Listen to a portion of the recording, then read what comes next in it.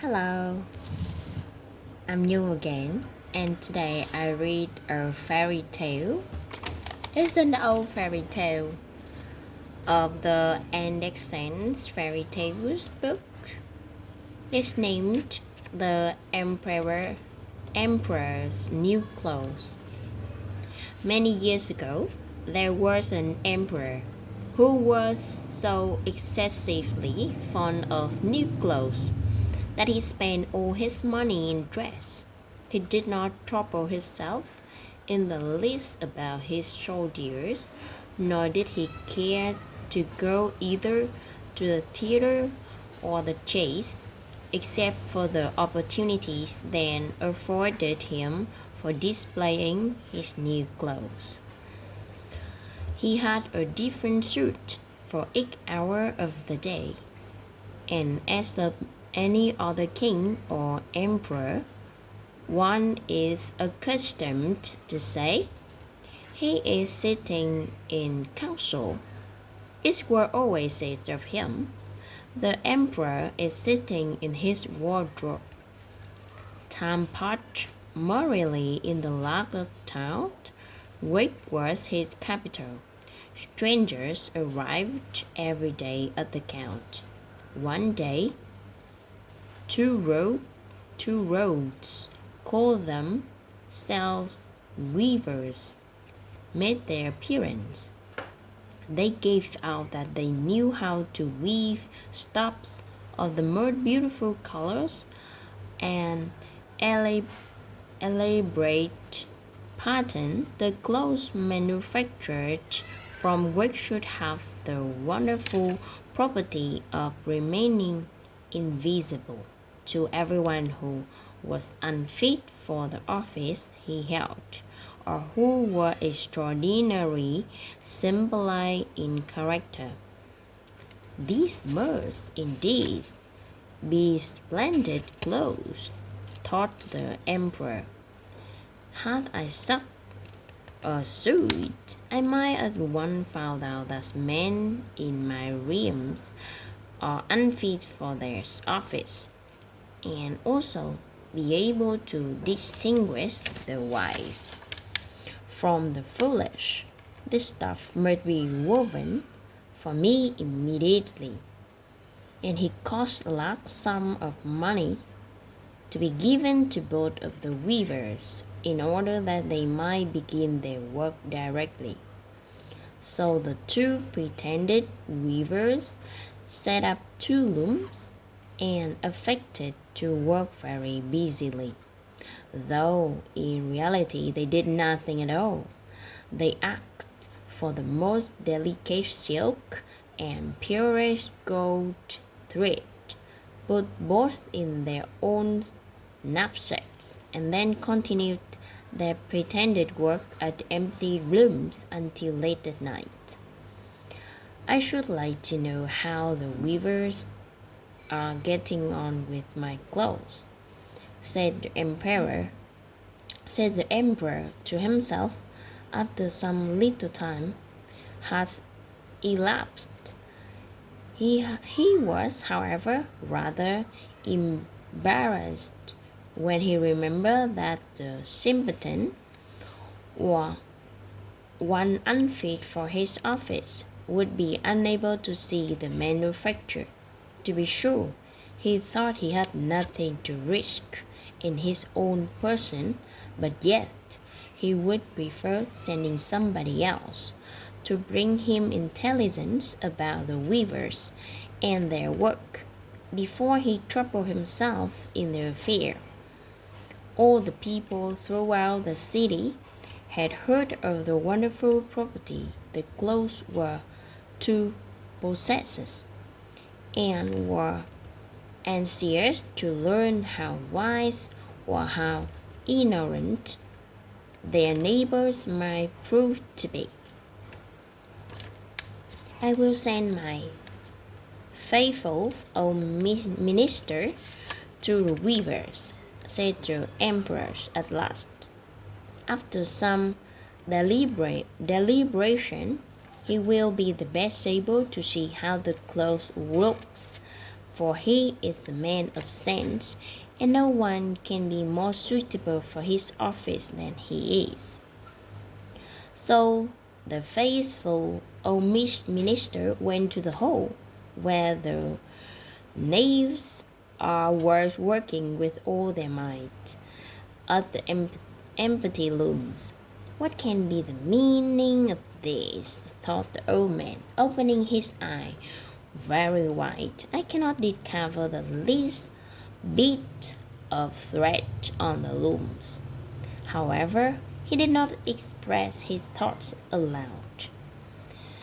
The impostors requested him very courteously to be so good as to come near their looms, and then asked him whether the design pleased him and whether the clothes are not very beautiful, at the same time pointing to the empty frames. The poor old minister looked and looked. He could not discover anything on the looms, for a very good reason, viz., there was nothing there. What? Thought he again. Is it possible that I am a simpleton? I have never thought so myself. And no one must know it now if I am so. Can it be that I am unfit for my office? No, that must not be said either. I will never confess that I could not see the stuff. Well, Sir Minister, said one of the knaves, still pretending to work, you do not say whether the stuff pleased you?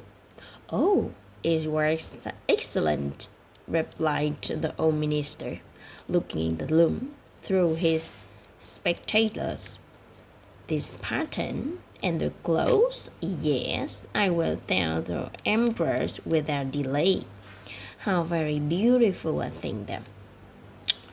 We shall must be obedient to you, said the impostors. And then they named the different colors and described the pattern of the pretended stuff. The old minister listened attentively to their words, in order that he might repeat them to the emperor, and then the knaves asked for more silk and gold, saying that it were necessary to complete that what they had begun. However, they put all that were given them into their knapsacks, and continued to work with as much apparent diligence as before at their empty looms.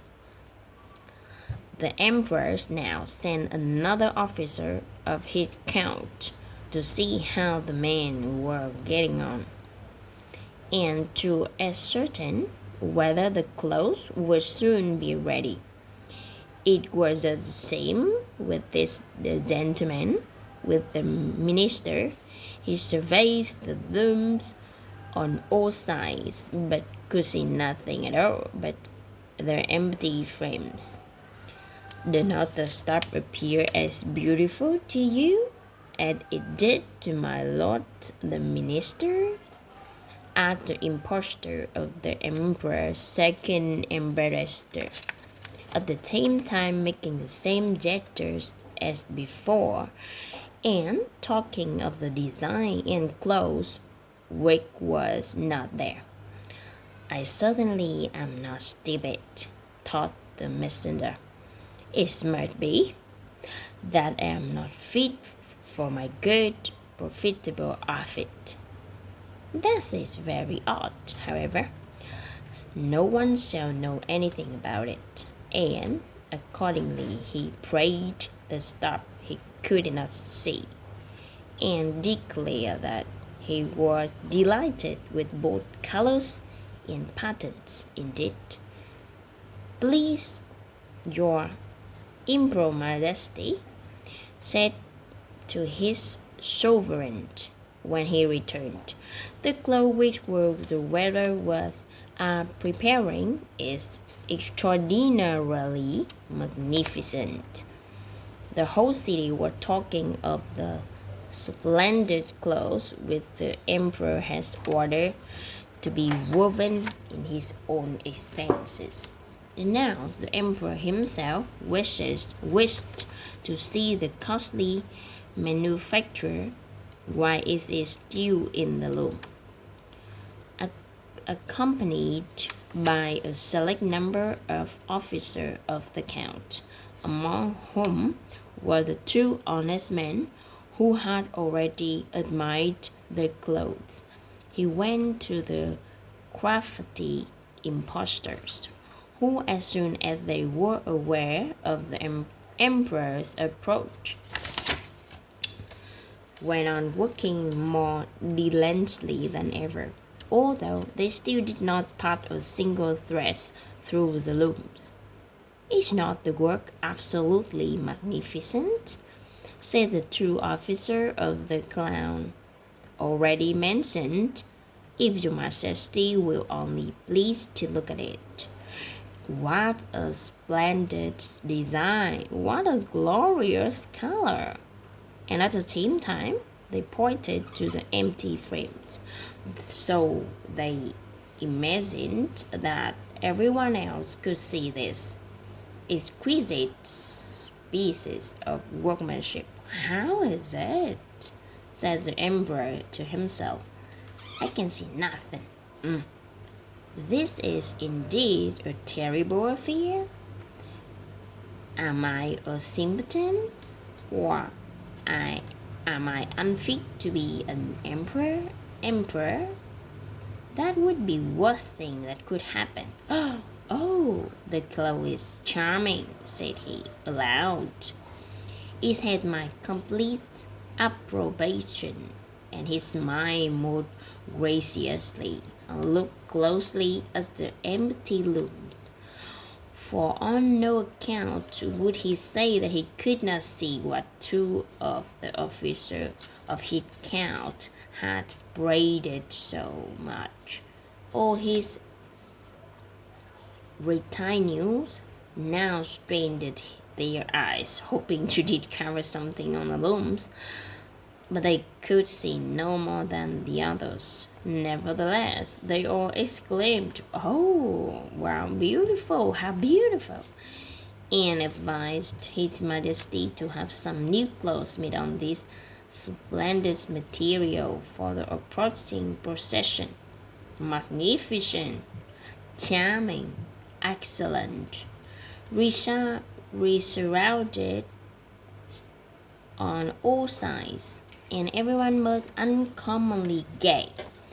The emperor said in general satisfaction, and presented the impostor with the ribbon of an order of knighthood to be worn in their buttonholes, and the title of gentleman weavers.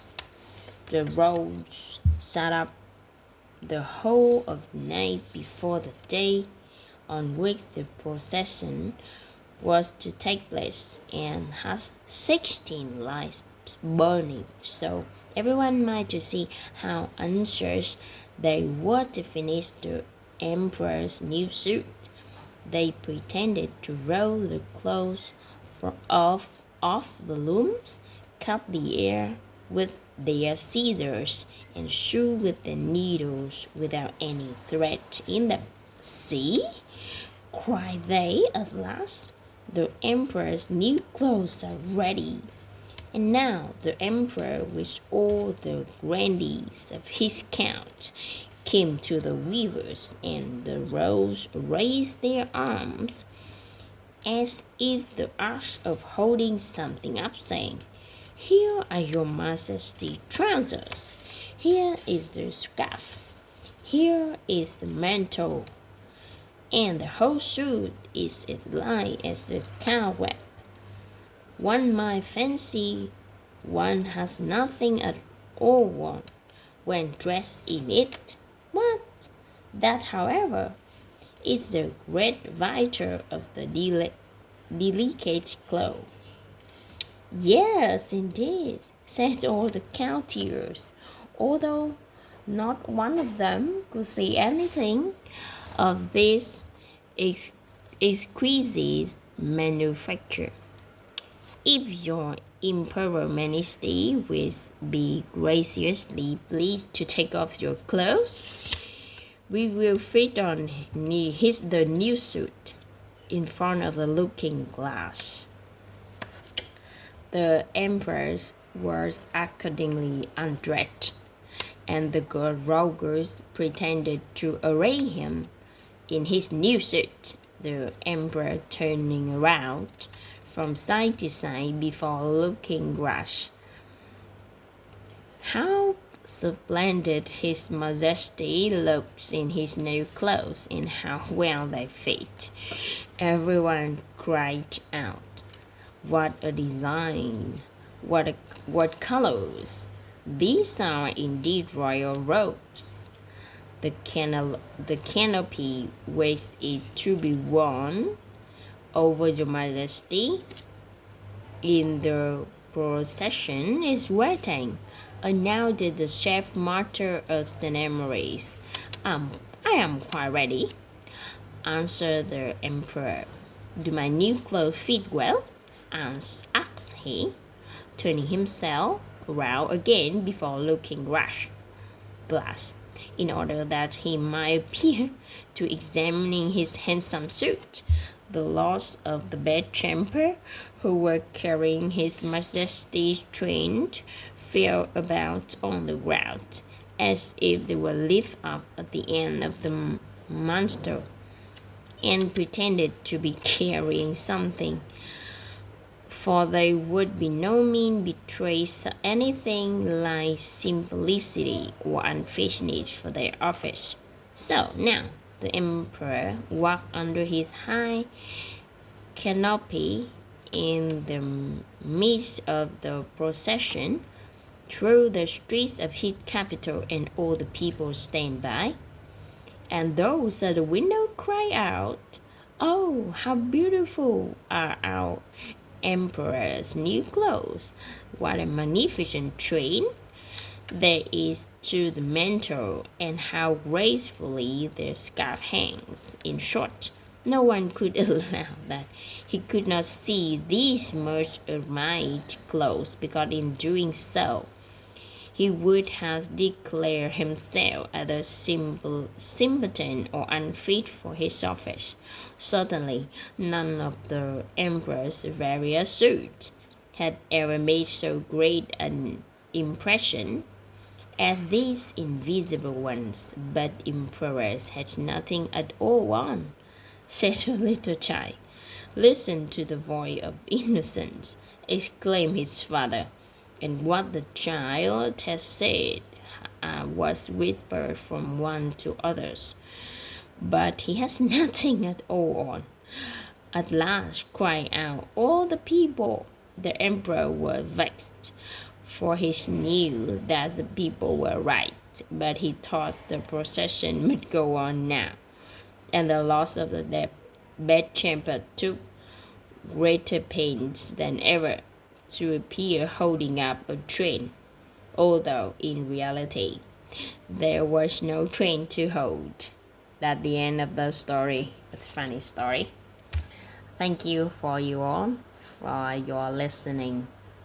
Bye for now. See you next time.